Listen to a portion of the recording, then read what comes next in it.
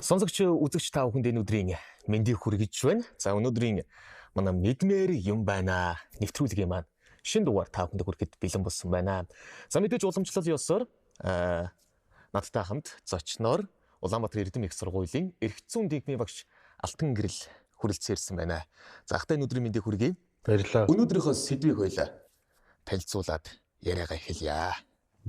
За өнөөдрийн хувьд бол би үзэгчд сонсогчдоо хөөн хилцэх хугацаа гэсэн энэ ойлголтын тухай баг зэрэг ярьж ихийг хүсэж байна. Тийм ээ.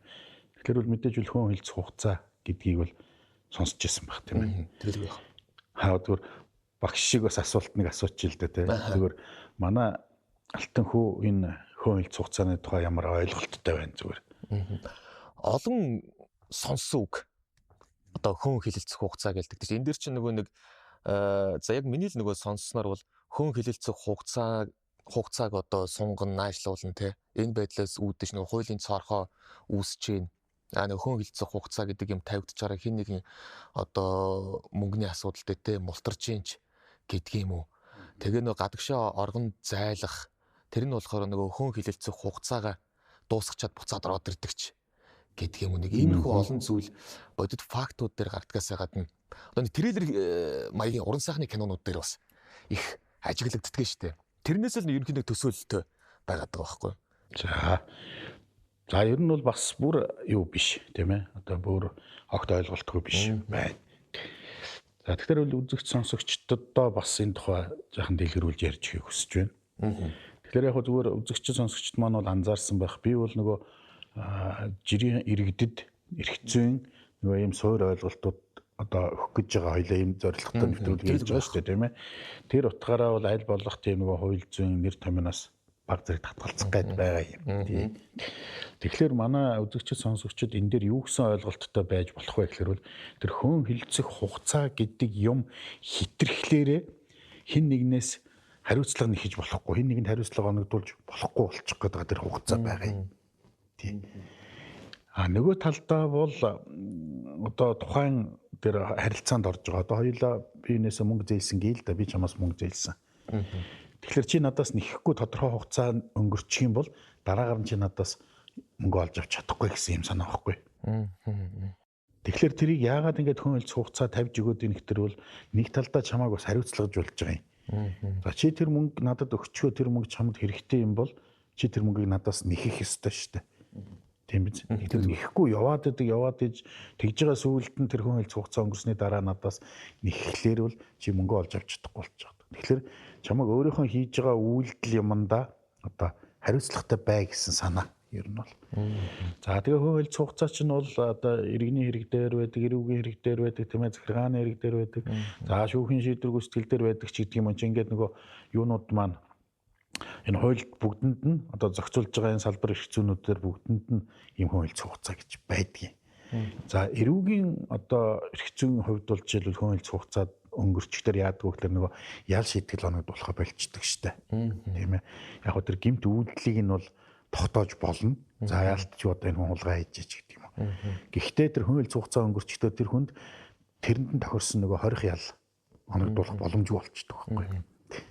Тэгэхээр энийг мэдснээрээ тодорхой тэр хэргийг одоо хугацаанд нь хөөн хилцэх хугацааныхын дотор нь шийдэж гин буруутай этгээдэд ял оногдуулах эсвэл тэр өөрийнхөө зөрчигдсөн эрхээ сэргээж хин нэгнээс авах авлага байдаг юм бол түүнийг авах ёстой ийм хугацаа. За эрүүгийн хууль дээр тухайлбал нэг ийм зохицуултууд байдгийн үзэгчдэд бас сонирн болов. 1 жил хүртэл хорих ял оноох ийм одоо зүйл заалттай ийм гэмт хэргийн хувьд бол 1 жил өнгөрчих юм бол тэр хэрэг дээр бол ял онохгүй гэж байгаа тийм ээ. За 3-аас 8 жилийн хорих ялтай ийм одоо хэрэг байлаа гэхэд тийм ээ.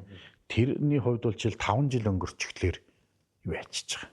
Одоо ял оногдуулах боломжгүй болчдөг.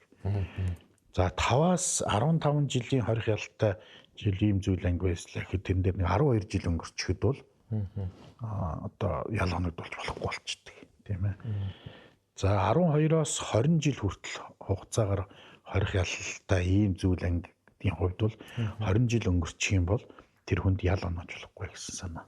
Тэгэхээр яагаад ингэж энэ гэхлээр бол магадгүй эрүүгийн гэмт хэргийн хувьд бол ингээ хугацаа өнгөрөх хэрээр түүнийг ингээд нэг нотлох баримт нь бүдгэрдэг тийм ээ. За хэрвээ тэр асуудлыг гэрчимаар баталгаажуулах одоо нотлуулах шаардлагатай бол нөгөө гэрчим нь байхгүй болчихдог ч байдаг юм уу те. Ингээд нөгөө яг тэр үйлдэлийг тогтооход ингээд бас хөндрөлүүд гардаг учраас хууль тогтоогч нэг юм хугацаа тавьж өгдөг.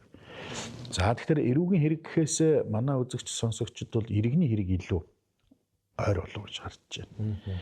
За тэгэхээр тухайлбал хүмүүсийн хооронд бол гэрээнүүд хийгддэг. За хоёлаа түрүүн ярианы эхэнд нэг зээл гэдэг тухай ярьсан тийм ээ. Хоёлаа энийгээ нөгөө үзэгчдэд ойлгомжтой болгож тайлбарлахын тулд хоёлаа юу яа л да. Зээлийн харилцаанд оруулъя. Маш их нөгөө нийгэмд элбэг харилцаач одоо зээл харилцаа байгаа юм л. За би чамаас нэг 30 сая төгрөг авъя гэсэн байна. Зээлж авъя. Тийм ээ. Нэг жилийн хугацаатай авъя. Сарын нэг 5% хүйттэй авъя гэдэг. Тэгээ хоёлаа гэрээ хийгээд тэнгүүт та юу яа бас 30 сая төгрөг өгж байгаа юм чинь та энд нэг барьцаа өг гэдэг. Тэгэхээр би нэг хашаа байшин барьцаалчлаа. За. Тийм биз. За ингэ байж итэл чи надаас мөнгө нөхөн. Би нөгөө нэг жилийн хугацаанд мөнгө өгөхгүй юм л да. Тэнгүүт нэг одоо аюулаа би үндэ ихтгэлтэй ах トゥ 2 2 тий чи байж л да. Тэгэхээр чи бас за нэрээс өгчих юм болов уу гэж яваад байдаг. За ингээд явсаар байгаад 3 жил өнгөрлөө. За тэр үед бол одоо чи бол бүр Тэсвэр алдах байх л та. Одоо бүр тэсвэр алдаа тий. Арай итэрлээ. Та очихын тэр нэвтрүүлэг хамтарч хөдөлтөг бол тэндээ л яваа үстэй. Та стомоход алимт боллоо түүнийг зохироолоо гэдэг. За тэгэнгүүт нь би за чи тэр шүүхээрээ явахгүй юу гэдэг. Ингэж олон хүн сонсдог баха. За ер нь бол яг магадгүй тийм ээ. Тэгвэл одоо боёлыг гээл одоо сүүлдээ нэг хоорондоо хэрүүл оруулалаа. За тэгээд чи юу руу очлоо? Шүүх рүү очлоо. Хэмжил гаргалаа. За шүүх хэмжлэж хүлээж авнаа мэдээж. За тэгээд шүүх орлууллаа. Тэнгүүт би юу гэж хэлэх вэ гэхээр бол уучлаарай алтан хөө. Чи надаас хууль цугцааных дотор мөнгө нэхийгвэ. Хоёлаа одоо зүгээр ингээл өнөөдөр 23 оны 12 сарын 1 тийм биз. За тэгэхээр хоёлаа 1 жилийн хугацаатай гэрээ хийгээд өгсөн гэхээр чи 24 оны 12 сарын 1 гэд зээлийн хугацаа дуусчих. Ингэнгүүт одоо чи 24 оны 12 сарын 1-ээс чиний нэг шаардах эрх гэдэг юм одоо хуулийн ойлголт өгдөг байхгүй. Цаад хугацаа 12 сарын 1-ээр хийцсэн учраас тийм ээ 1 жилээр хийцсэн учраас одоо чи тэрнээс хойш бол чи нэхэж эхэлж байгаа байхгүй. Би цаатлаа 1 жилийн хугацаатай өгсөн учраас чи энэ хугацаанд дотор нэхэхгүй шүү дээ. Шаардна гэдэг чинь нэхнэ гэсэн үг байхгүй. Тэгэхээр чи 24 оны 12 сарын 1-ээс эхлээд надаас нэхэж эхэлнэ шүү дээ. Алтан ярилцлагаа нөгөө зээсэн мөнгө өгөөч гэдэг. Тэгвэл эн чи явсаар хагаад 24 оноос чи 25, 26, 27 оны 12 сарын 1 болно тийм ээ. Чи энэ дотроо багтаж шүүхт өгсөй байхгүй. Тийм биз. Тихгүй бол нөгөө юу чинь нөгөө хууль цугцаанд дуусаад чиний шаардлага өчнг болчдөг байхгүй. За энийг хэр би мэддэг айхтар жахан лоурчин хүн бол өгнөөгнөөл амаараа тий өгнөөгөл яваад байх байхгүй. За ингэсээр яваад одоо 24 оноос хойш 3 жилээ тоолох төр чинь 27 оны 12 сарын 1-ний дотор л би өгөөгүй бол чи шүүхэд өгөөд чи надаас юм олж авч чадахгүй. Тийм ээ. Нэг юм байна. Өөрөөр хэлбэл бүх төрлийн гэрээн дээр ийм 3 жилийн хугацаанд хууль цугцаа тогтоосон байдаг. За тогтмол төлөгддөг мөнгөнүүд бас байдаг. Одоо сөөхийн төлбөрч гэдэг юм уу? Усны төлбөрч гэдэг юм. Одоо өнөөдөр бол нөгөө сөөхийнхэн мөнгөийг өгөхгүй асуудлууд айгүй байна штэ. За тэгээд нөгөө сөөхүүдийн нэмэл нэхэл явж идэг байхгүй. Нөгөөх нь ингээл тэр айл дээр хоримтлагдаад. Тэгэхээр одоо магадгүй энэ нэвтрүүлгийг үзэж сонсож суугаа сөөх эрхлэгч нар байх юм бол та яг тэр 3 жил дотроо түүнийг нэхэхгүй бол 3 жилээс хойш бол надад хэдэн сая төгрөг байсан ч авч чадахгүй хайдээ шүү гэж хэлэх гээд байна тийм ээ. За нөгөө талаас бусдын амнаас эрүүл мэндэд учруулсан нэг гим хорийн хохирол гэж байдаг. Энэ бол эрүүгийн хууль руу орчих уу? Яг гоо зүгээр тодорхой эрүүгээр орсон гим хор бол эрүүгээр явна. Гэтэл эрүүгийн хэрэг биш мөртлөө хүнд гим хор учруулах асуудал бол бас байгаа шүү дээ. За энэ нөхцөл тэндээс чинь хохирол учирна да. Тийм ээ. Энэ хохирлыг бол 5 жил дотроо нэхэхгүй бол шүүх хүлээж авах болчдөг. За үйл хөдлөх хөрөнгө буюу одоо газар, орон сууц тийм ашаа байшин одоо энэ зүйлтэй холбоотой маргааны хувьд бол 6 жил байдаг. Тийм ээ. Тэгэхээр ингээд ямар эрх зүйн харилцаа явж байгаасаа болоод ингээд хөндлөлт хугацаанууд нь янз янз өөр байдаг баг гэдэг үз. Тий. За тэгэхээр хоёр нөхөр нэг орон сууц худалдан авахтай холбоотой маргаан үсгэсэн байлаа. Тэгэхээр энэ бол гэрээний маргаан мөн.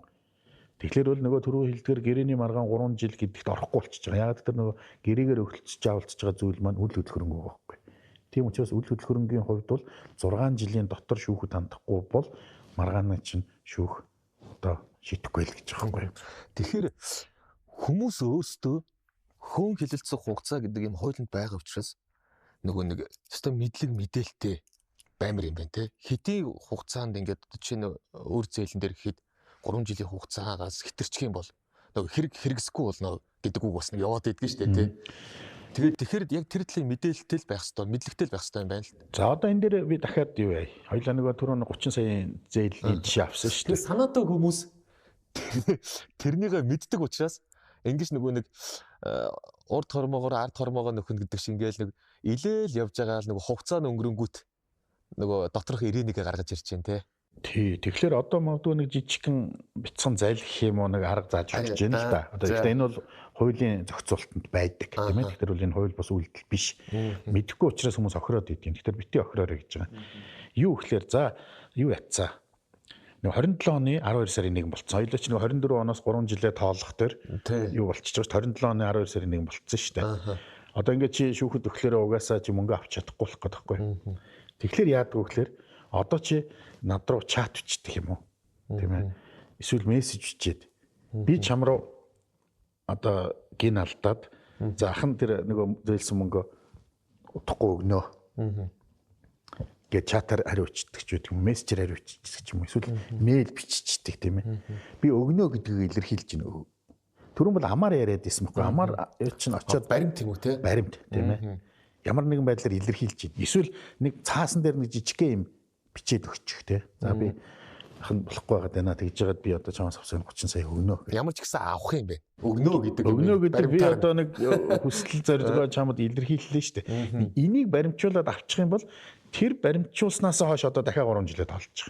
Нөхөөл цугцаач энэ энийг ч тасраад юм бэ? Одоо харин тэгэхээр энийг л одоо үзэгч сонсогчд сайн мэдээд авчих хэрэгтэй байхгүй. Хэрв хөндлөлт хугацаа өнгөрцөн байна гэх юм бол нөгөө чамд одоо мөнгө өгөхтэй ч юм уу чиний өмнө ямар нэгэн үүрэг гүйцэтгэх хүнээрээ нэг баталгаа гаргуулаад авчих гэж байна. Сунгах боломжтой юм биш үү те? Эсвэл гэрээгээ сунгахч болно.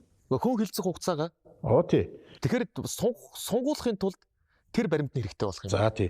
Эсвэл алтан ярилцлага би бүр бензиний мөнгө болчлаа та надад нөгөө 30 саяхаа хүүнд тооцоод нэг 100 мянган төгрөг. За бойлын бензиний мөнгө өгч байгаа. Яг үнэ тий. Боли тий.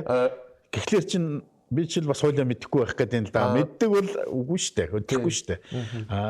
Мэддэггүй хүн бол магадгүй за нэр 30 сая өгөх юм чинь за ашигтай. 100 мянган төгрөг шилжиж байна. Амын таглая гээл. Тэгээ шилжүүлэнгүүт энэ шилжүүлсэн өдрөөс хойш нөгөө 3 жилээ дахиад шинээр тоолох болчихж байгаа байхгүй тийм. Тэгэхээр тэр хуулга баримт болчихж шүү дээ. Тэр дансных нь хуулга нь өөрөө баримт болчихж байна. Тэр төлнөө өгсөн мессеж, мэйл, чат тийм ээ эдгээр чинь баримт болоод тэр одоо үүрэг гүйцэтгэхээ илэрхийлсэн тэр цаг хугацаанаас хойш нөгөө 3 жил чинь дахиад тоологдоо. Энэ тэгвэл баримт болох уу? Утсан дээр войсон дээр хураах ч юм уу? Одоо утсаар ярьж байгаа шүү дээ. Ярингуут нөгөөт нь рекордлоо хураачдаг шүү дээ. За өгнө гэдэг яриа гэсэн үг шүү дээ. Яг хоо зүгээр ингэдэг юм л да. Нөгөө нэг нотлох баримтыг хуулийн дагуу бүрдүүлэх хэрэгтэй гэж. Одоо эн чинь нөгөө шүүгч нотлох баримтан дээр үндэслэдэг шүү дээ. Гэтэл хууль ёсны дагуу бүрдүүлсэн материал нотлох баримт, хууль бус бүрдүүлсэн нотлох баримт гэдэг ингээд бас ороод ирдэг. Тиймээс тэгэхээр бол яг өөрт нь хилээгүйгээр бичсэн ийм бичлэг энэ төр бол яг хууль ёсны дагуу бүрдүүлсэн нотлох баримт болохгүй гэдэг байхгүй. Тийм ээ. Тэр утгаараа бол үндсэндээ бол боломжгүй болох гэдэг юм. Хууль бус болчт юм уу те? Хууль бус болчиход байгаа юм тий. Хууль зөрчиж одоо бүрдүүлсэн нотлох баримт гэдэг рүү орчод идэх байхгүй. Тэгэхээр бол нэг чат бичих, мессеж бичих, мэйл бичих, эсвэл нэг ганц өгүүлбэрч байж болно те цаасан дээр. Эсвэл нэг цөөхөн хэдэн төгрөг шилжүүлэх энэ юмнууд бол таны нөгөө хууль хугацаа чинь дахиад шинээр тоолох нөхцөл чинь бүрдүүлчихдээ маа гэж.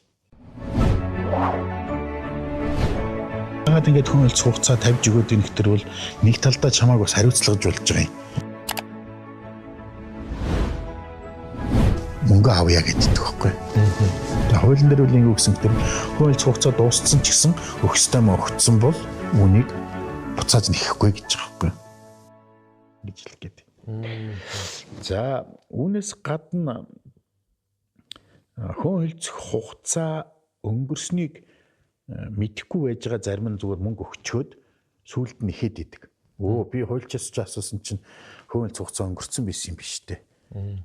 Тэгэхээр би юу яана мөнгө авъя гэдэг байхгүй.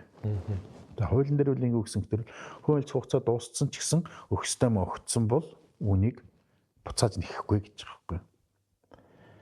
Яг нэг ийм ойлголт байгаад байгаа.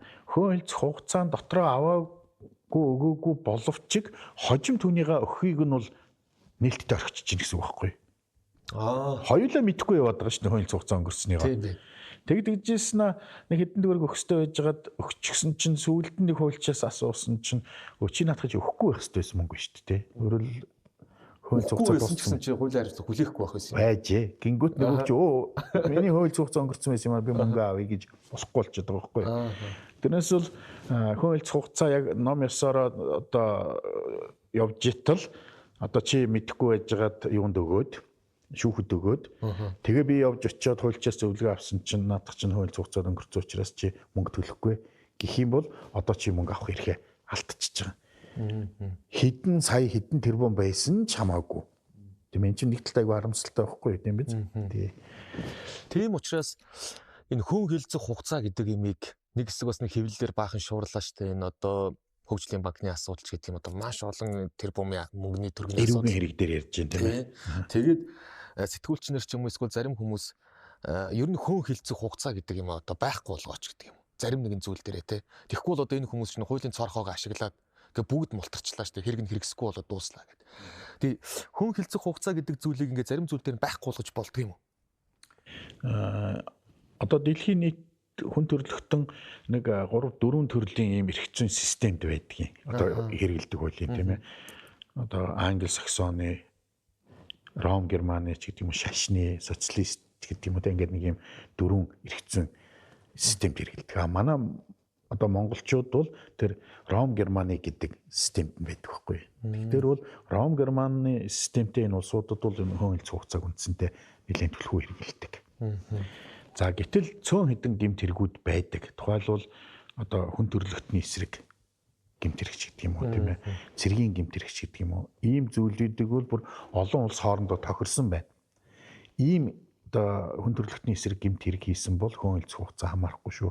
Хизээл илрэн тэр үед нь тэр хүнд ял оноо шүү гэдгийг олон улсын хэмжээнд тохироод тэр гэрээ конвенцэд Монгол улс нэгдээд орцсон учраас манай эрүүгийн хуулийн дээр бас яг тэр заалт байж байгаа. Тийм төрлийн гэмт хэрэгүүд дээр бол хүн хэлцэх хугацаа байхгүй гэдэг. Түрүү чинь чиний нэг хилдэг юу чи юм л дээ. Одоо сүүлийн эрүүгийн хууль 2 удаа ингээд яг энэ зохицуулт өөрчлөгдсөн. Нэг нь юу гэхээр бол гэмт хэрэг хийснээс ихсүүлээд анхан шатны шүүхийн таслан шийдвэрлэх тогтоол гарах хүртэл гэж. Энэ хооронд хүн хэлцэх хугацаа явна гэж. Тэгэнгүүт эн чинь маш их урт хугацаа учраас нөгөө хэрэг толбогдсон нөхдүүд чинь янз янзын арга сам хэрэгэлсээр байгаад нөгөө хурлаа хойшлуулсаар хагаад энэ хүн хэлцэх хугацаа дуусчихдаг байхгүй. Тэгэнгүүт хүн хэлцэх хугацаа дууссан учраас тэр хүнд ял зэмлэл онохгүй болчиход шүү дээ. Энийг дараагаар нь болохгүй байна гэдээ хууль тогтоогч нар чинь хүн хэлцэх хугацаа хаа хүртэл явсан гэхээр яллагдагчаар татагдах хүртэл гээд хэрэг хийснээс хойш яллагдагчаар татагдах хүртэл хугацаанд хүн хэлцэх хугацаа үйлчлэнэ гэд. Үүнээс хойш л хүн хэлцэх хугацаа тасарчж штэ зогсчихж байна. Тийм байгаад тэгэхээр одоо бол энэ хугацаанд бол тэр яллагдагчаар татагдсанаас хойш шүүх хурал хүртэл хичнээн хугацаа өнгөрсөн бай тэр хүн зохиосныхаа ялыг авнаа л гэж байгаа юм байна. Нэг юм сонирхолтой би юм сонссон юм аа. Энэ нэг удаа дараагийн заллин хийдэг нөхдүүд байдаг юм байна л та. Тэгэл өршөөлийн хуулийн дээр би сонсч байсан. Өршөөлийн хууль ингээд сонгуул болоод ерөнхийлөгчийн ингээд сонгуул болонгууд нэг өршөөлийн хуулийн сураг гардаг юм байна л та. Тэгээд эдгээр чинь нэг дээр дороо нөгөө танилын сүлжээ нэртэй. Тэгвэл нэг заллин хийгээд гарцсан нөхдүүд чинь өршөөлийн хуулийн сураг сонсонгуудаа заллин хийгээд эхэлдэг юм байна л та. Тэнгүүд яадаг хэрэг нөгөө өршөөгтэй гарчдаг. Тэгээд яг тиймэрхүү хууль муулын сураг дуулдангууд эрдээс ингээд одоо эмэгтэйчүүдийн хорих ч юм уу ингээд янз бүр дүүчдэг гэнэ эрдээ дан залин хийгчдэр тэрэн шиг энэ хөөн хилцэх хугацаа гэдэг юм өөгшүүлээд байна уу та гэж би бас бодсон байхгүй. Одоо энэ залин хийж байгаа нөхдүүдийг яах вэ гэхээр залингаа хийчээд гадагшаа ингээ орхон зайлцдаг ч юм. Одоо энэ сүлжээний бизнесүүд байна шүү дээ том. Өршөөлийн хуульд хамрагдах ямар гэмтэргүүд байх энэ төр асуудал өөр зохицуулт тийм ээ. Энэ бол бит хоёрын нөгөө хууль зохицсон арай өөр ойлголт. Өөр л байна тийм. Тэгэхээр хамгийн гол юм бол хуучин бол гэмтэрг хийснээс хойш тэр хүнийг шүүхээр ял өгөх хугацаанд нөгөө хууль хугацаа явахлаар чинь маш их хугацаа учраас энэгээрээ хүмүүс мултарчаад исэн байхгүй. Тэгэнгүүт энийг чинь богиносхоод тэр хүнийг яллагдагчаар татагдах хүртэлх хугацаанд хууль хугацааг нь тоолоод тэгээд хурал нь хизээч болсон байсан тэр хүн ял авна гэсэн ойлголт болчихгүй тийм ээ. Тий. За юунаас гадна саяны хэлснүүдээс гадна бол бэлгэлийн гэрээ гэж байдаг. Одоо сая бол хоёулаа 3 жил, 5 жил, 6 жил гээд хугацаанууд яриад байлаа шүү дээ. За тэгвэл жишээлбэл бэлгэлийн гэрээ гэж гэрээ байдаг. Тийм ээ. Тэгэхээр сайн дурын үндсэн дэр гэсэн. Тий, одоо би чамд одоо өөрийнхөө машиныг бэлгэллээ гэж байгаа. Тийм ээ. За тэгэхээр бол энэ бэлгэлийн гэрээг одоо ямар нэгэн нөхцлөөр жишээл чи намайг гомдоосон. Тийм учраас би бэлгээ буцааж авах гэдэг юм уу. Тийм ээ. Тий, нэг ийм одоо харилцаа үүслээ гэхэд бол энэ дээр бол 1 жилийг заагаад өгсөн байдаг тийм ээ. Бэлгэлснээс хойш 1 жил өнгөрцөн бол тэрнээс хойш бит хоёрын хооронд хийгдсэн одоо тэр бэлгэлийн гэрээг хүчингүй болгож болохгүй гэж байгаа. За шүүхийн шийдвэр гарлаа. Тэнгүүт тэр шүүхийн шийдвэрийн чинь шийдвэр гүйцэтгэлийн байгууллага биелүүлдэг штэ. Гэтэл магадгүй энэ чинь бас ингээл хүмүүсийн хоорондоо итгэлцлэл асуудал та. Одоо түрүүчийн хоёлын жишээн дээр ярил л да би чамд мөнгө төлөх хэрэгтэй байжгаад нэг шийдвэр гарчжээ. Зээлийн. Тэгээ би чамд бас дахиад хуурах нь л дээ. Ахын тэгж байгаа өгөндөө чи байж л та. Тийм ээ. Наад шийдвэр гүйцэтгэл дээр ч очих тэр ахын данс масыг одоо хураад битэмжилж өрөөл та ингээд штэ. Эсвэл 50 саяас дээш бол ахын нь одоо нөгөө гадаадд зорчих юм шиг хязгаарлаж штэ. Чи дахиагаа битээ тэгэлдэй гэхлээр чи заа гэж бас хүн чанар гаргаа яваад идэг байхгүй. Ингэсээр яваад шүүхэн шийдвэр гүйцэтгэх газарт ханддаггүй 4 жил өнгөрчих юм бол түүнээс хойш бол шүүхэн шийдвэр гүйцэтгэх газар материалж хүлээж авахгүй гэсэн үг.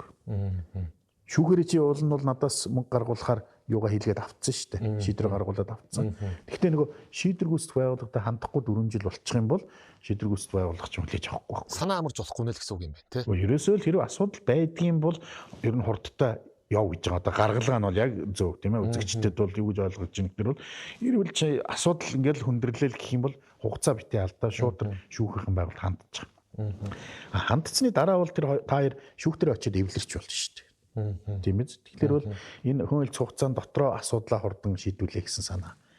За хөдөлмөрлөх одоо хөдөлмөрийн харилцаа байдаг. Тийм ээ. За одоо чамайг жишээлбэл юу яалаа? Танаа удирдлага чинь ажлаа саллаа. За одоо муу ярилж байна. Тэгэхээр юм хоёлоо тогшоод байдаг байлоо тий. За алтан хүүг байгууллагын дарга ажлаас үндэслэгөө халлаа. За энэ нөхцөлд яах вэ гэхээр чамд ямар хугацаанууд байна гэхээр бол нэгдүгээрт хуулинд ийм байгаа. 20-с дээш ажилтнтай байгууллагын хөдөлмөрийн маргаан таслах юм комисс гэдэг юмтай байх хэрэгтэй. Ажилчдаас бүрдсэн. За ихэнх байгууллага дээр энэ байгуулагдахгүй байгаа юм. Тий.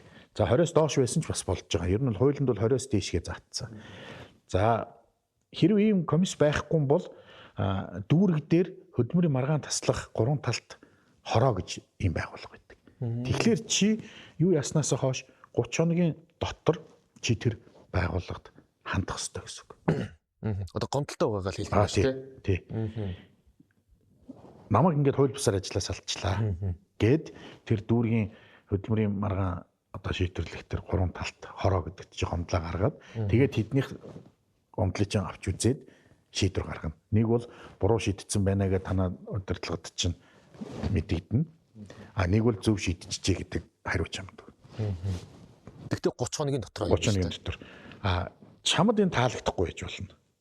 Эсвэл ажилд нь буцаад тогтоогоо шийдвэр нь танаа ажил олгогчид таалагдахгүй байж болно, тийм ээ. Ингэх юм бол ажлын 10 хоногийн дотор шүүхт хандах хэрэгтэй болчихж байгаа байхгүй. Дүүргийн шийдвэр надад таалагдахгүй байна гэж хэлээд шүүхт хандах юм уу тий? Өөрөөр хэлбэл энэ 3 талд хороо асуудлыг буруу шийдлээ. Намайг ажлаас салдаг нь бол үндэслэгүй байсан юм аа гэж, тийм ээ. Тий. Тийм учраас бол энэ хөдөлмөрлөх энэ харилцаан дээр хүртэл бас яг ийм хөвөлц хугацаа байгаа байхгүй. За юуны хувьд бол жишээлбэл шүүхийн шийдвэр гүйцэтгэх одоо ажиллагааны явцад янз янзын бас гомдлууд гардаг. Одоо төлбөр төлөгч бай. Тийм ээ, би жишээлбэл одоо чамд нэг мөнгө өгөх гээд явж хатар чинь чи төлбөр авахч би төлбөр төлөгч болчих шүү дээ. Гэтэл шийдвэр гүйцэтгэлийн байгууллага над дээр хийсэн ажиллагаанд нь би гомдол гаргаж болдог байхгүй. Энд чи өөрөө бас хугацаатай. Тийм ээ. Төлөгч нь гомдол гаргаж болох юм шүү дээ. Хин ч гомдол гаргана л да. Гэхдээ тэрийг нөгөө нэг ахлах шийдвэр гүйцэтгэгч гэдэг хүндээ гомдол гаргах чи өөрөө хугацаатай. Тийм биз. Тэр нөгөө юу болсныг мэдснээс хойш 7 хоногийн дотор гаргана. Дараагаар нь нөгөө ахлах гүйцэтгэгч чинь манай хариу өгч болно шүү дээ. Манай шийдвэр гүйцэтгэгч ажиллаа зөв хийсэн байна. Таны гомдлыг хүлээж авахгүй гэх юм бол 7 хоногийн дотор нөгөө ерөнхий гүйцэтгэгчд нь дахиад гомдол гаргана. За тэндээс хариугаа авсны дараа 14 хоногийн дотор шүүх тандна. Тийм ээ. Ингээд бүгд ийм хугацаатай. Яагаад ийм хугацаа тавиад байна гэхээр ерөөсөө хүмүүсийг яг хариуцлагатай байл гэж байгаа. Тий. Энд чинь нийгэм чи өөрөө маш олон хүн ажиллаж амьдарч байгаа учраас за яг тэгж жагаад болондоо гэх юм бол замраагаа алдчих гээд байна шүү дээ. Тэгвэл таны эрх ашиг хөндөгдөл та ямар нэгэн байдлаар өөрийгөө хохирсон гэж үзэж байгаа юм бол юу яа? Тодорхой энэ хуулийн хугацаанд дотор л асуудал ханд гэж. Нөгөө ямар нэгэн халуун дээрэлсэн байх тийм юм байна. Тий. За яг хөө тэгээд бас нэг юм байгаа. Мэдээж ингээ бүх юм ингээд бандан тасгаад дуусчихгүй. Энэ хөнөөлц хугацаа хүндэтгэн үзэх шалтгаантай байсан бол сэргээдэг бас тохиолдол бай. Тийм ээ? Бас. Тий. Тэрс мдээгүй байх нь бол хүндэтгэн үзэх шалтгаанд ордог. Жишээлбэл би хүнд өвчтөй байсан. Тийм ээ? Эсвэл би хөл хорионд байсан ч байдаг юм. Янз янзын юм надаас үл хамаарсан юм шалтгааны улмаас би тэр хугацааг биелүүлж чадаагүй байна. Одоо тухайл тэр 7 хоног гэх юм уу те. Тэр 14 хоног юм богино хугацаанууд байна шүү дээ. Тий. Энэ хугацаанд дотор би амжаагүй гэдгийг нотолж чадах юм бол юу яана? Хөнөөлц хугацаа гэж чинь сэргээгээд өгдөг байхгүй шүү. Тий. Тэгэхээр за хоёулаа чинь нэвтрүүлгийн цаг бас шовтрох тийш ханд чинь би яах аргагүй танаас мэдмэр юм байна дэр сая өстой одоо юу ч дээ ирээдүйд би нэг хэн бүхэнд юу тохиолдох нь мэдэхгүй шүү дээ. Тэгээ тохиолдсон хүмүүс ч сонсогчдод үзэгчж байгаа бах. Өстой гоё арга зааж өглөө гэж бодож байна. Тэр бол бичгээр авдаг баримт байдаг юм байна. Voice бол хууль бус юм байна. Аудио хоолойг нь хурааж авах те. Тэгээ өөрөөр хэлбэл нотлох яг шууд нотлох баримт бол болж чадахгүй гэж байна. Яг хөө мэдээж бол тэрийг би ийм яриа хийсэ. Энэ хүн надад энийг юу яасаа. Одоо өхөө илэрхийлсэ. Тийм учраас одоо би бол хөнөөлц хугацааныхаа дотроо байна гэд чи бол одоо тайлбарлана шүү дээ. Тийм ээ. За тэгээд эцсийн шийдвэрийг бол шүүх гаргана. Өөрөөр хэл энийг яг баримт гэж бас үцхүүгүй юу гэдгийг бол шүүх шийднэ. Эргэлзээтэй баримт болчиход шүү дээ. Наад чинь тийм байгаа үү? Нөгөөх нь бол мөнгө шилжүүлээд авчих юм бол дансны хуулга бол бас баримт болж болох юм байна. Одоо үед чинь тэгвэл хуучин цагт нөгөө нэг харилцаа холбоо бас өндөр хөгжөөгүй байх үед бол цаасан дээр л байсан байх л та. Одоо бол нөгөө сошиал хөгжсөн хоорондоо хизээ хаанаас чат бичиж болж байгаа учраас тий мэйл өдр байгаа учраас энэ бол бас нотлох баримт болж ингэх юм бол нөгөө хугацааг чинь сунгах юм байна шүү дээ. Тий. Өөрөөр хэлбэл тэгэхээр нэг хөнөөлц хугацаа дууссан яваад байгаа шүү дээ. Гэтэл яг ингээд би өхөө илэрхийлээд тийм ээ. Иннээс ч хойш дахиад нэг 3 жилээ харин тийм дахиад одоо цагийг гүйлэх нь вэ? Одоо ингээ ярихлаараа бас муухай юм л да. Гэхдээ бол одоо тэгээд тэр хүн хохирж исэн дор тийм ээ. Яг хөө чи тэгж байгаа л нэг өгч нэзтэй яг хөө чи найздаа тэгж байгаа л нэг өгнөгөл бичиж өгчлөлтөө. Гэхдээ энэ бол хууль бус арга биш шүү дээ. Яг хуулийн дагуу хүрээнд байдаг арга. Тэгэхэд нөгөөх нь за би тэгж байгаад нэг өгнөгөл бичээд өгчгөл болчихж байгаа байхгүй юу? За тэгэл тэрнээс хойш шүүхт авчиад өгчгөл хуулийнхаа хугацаанд болчих. Хэрвээ эсрэг талын хашир энэ талын мэдээлэлтэй нөхөр бол гин алдахгүй нь шүү дээ. За энэ л хэлэхгүй дээ. Тэгэхээр бол ерөөсөө манай иргэд бол юм хийхдээ хийх гэж байгаа юмныхаа тухай яг мэдэх хэрэгтэй, судлах хэрэгтэй. Нөгөө нэргсэн хойно хашгираа гэж голцоо нөгөө хуульч дээр баларсныхаа дараа очиод байгаа юм. Зүүн бол ерөөсөө юм хийхээс өмнө очиод те за би юм хийх гэж байна. Яг юу анхаарах хэрэгтэй вэ гэхлээр хуульч ч одоо бид нар чинь бүгдийг хэлээд өгнө шүү дээ. Тийм ээ тий. Бүх одоо юуг нь л тийм ч учраас бит хоёрын хийж байгаа нэвтрүүлгийн зорилго ч гэсэн тийм ээ хүмүүсийг бас янз янзын асуудалд орохоос нь баг ч гэсэн хоёлоо сэрэмжлэх гээд анхан шатны ойлголтуудыг өгч яваа. Тэгэлгүй яг. Тэгээд дээрэс нь мэдээж аливаа нэгэн зүйл дээр ажил хийх гэж байгаа бол тэгээд данс мөнгөний асуудал яригдчихэж байгаа бол заавалчгүй одоо зөвлөгөө бас хөрчилж авч байгаарай гэдгийг бас сануулж хэлмээр байгаа байхгүй тийм ээ. Бит хоёрын нэвтрүүлгээрээ бол зүгээр ерөнхий үндсэн ойлголтуудыг өгж байгаа болохоос биш энэ амьдрал баян цаашаа зөндөө олон асуудал байна. Тэгээ энийг бол жинхэнэ хуульч дээр очиж зөвлөгөө авах хэрэгтэй.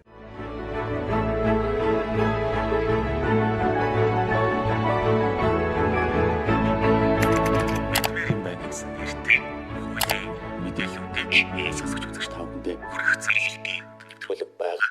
За баярлалаа танд. За. Тэгээ өнөөдрийн нэвтрүүлэг маань мэдмээр юм байна. Нэвтрүүлгийн маань дугаар энэ хүрээд өндөрлөж байна. Дараагийн шинэ дугаараа хүртэл түр баяртай. Өнөөдрийн одоо сэдв маань болохоор хүн хэлцэх хугацааны талаар та бүхэнд тодорхой ойлголт өгсөн болов гэж бодож байна. Тэгээд зочингоор маань Улаанбаатар Эрдэм их сургуулийн хууль эрх зүйн тэнхимийн багш Алтан Гэрэл байлаа.